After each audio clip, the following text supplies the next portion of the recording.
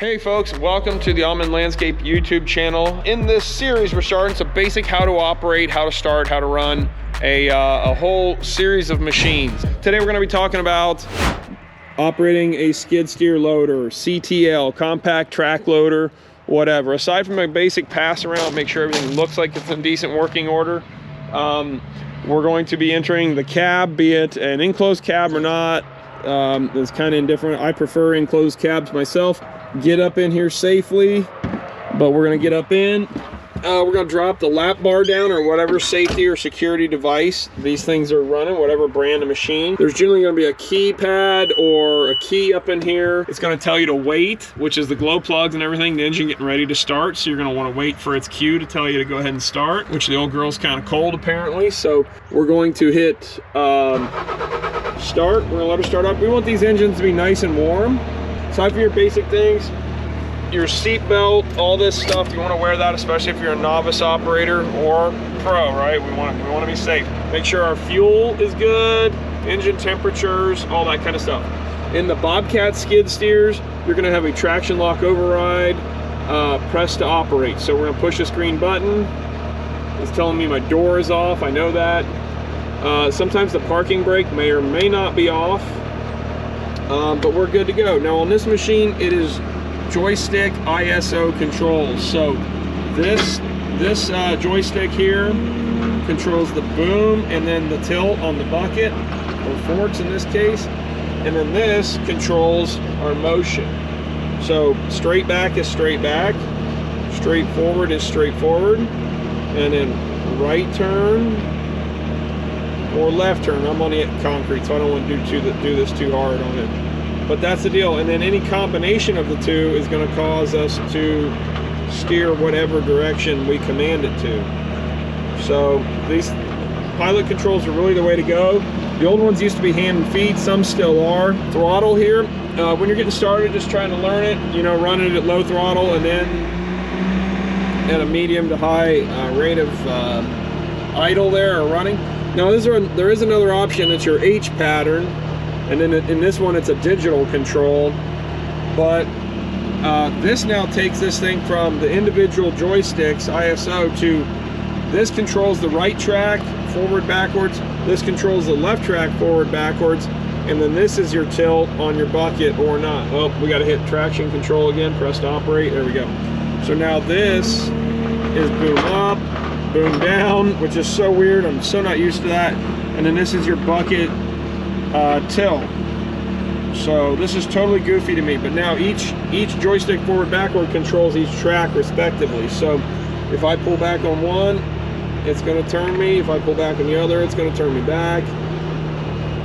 But we got to push both of them together, which I can't because there we go, barely.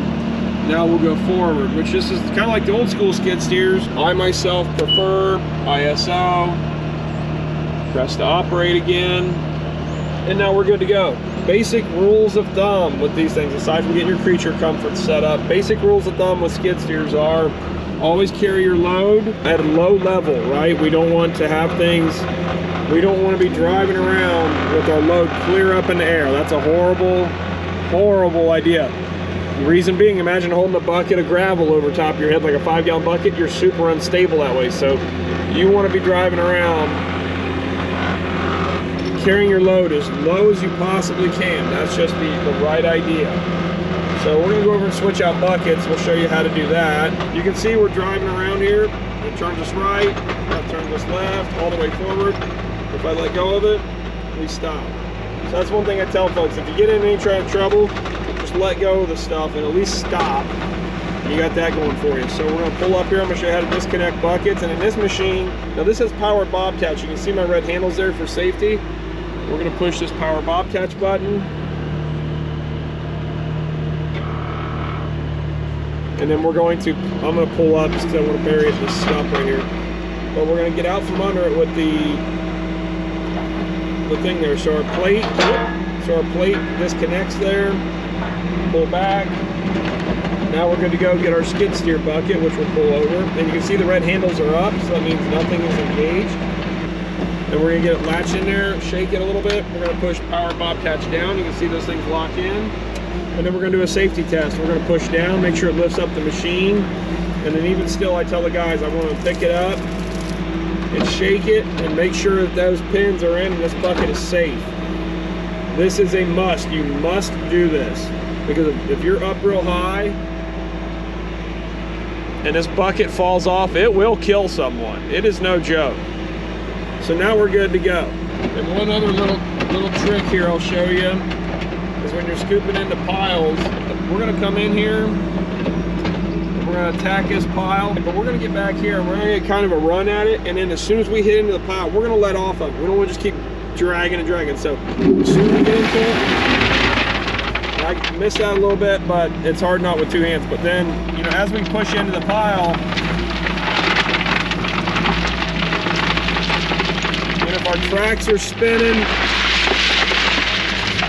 try to shake out our bucket here a little bit, make sure we're not going to spill stuff everywhere.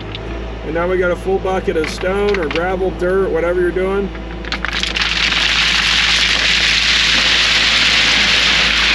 We're gonna do that. Another thing too, once you get dug into a pile enough and you're having trouble getting really good scoops, it doesn't hurt to pull up, reach up into here and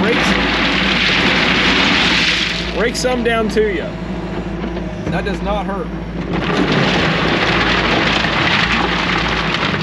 That way you get, so it loosens a bunch of that material up at the very bottom. Man, this stuff is loud. But it loosens a bunch of that material up at the very bottom there, so that you can scoop right into it a lot easier. So there's a couple basic tips with loading or operating the machine.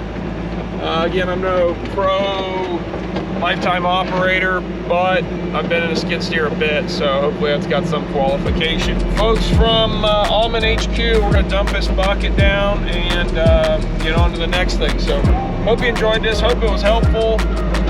Let me know what we missed in the comments here, and we will catch you on the next video. Thanks, folks.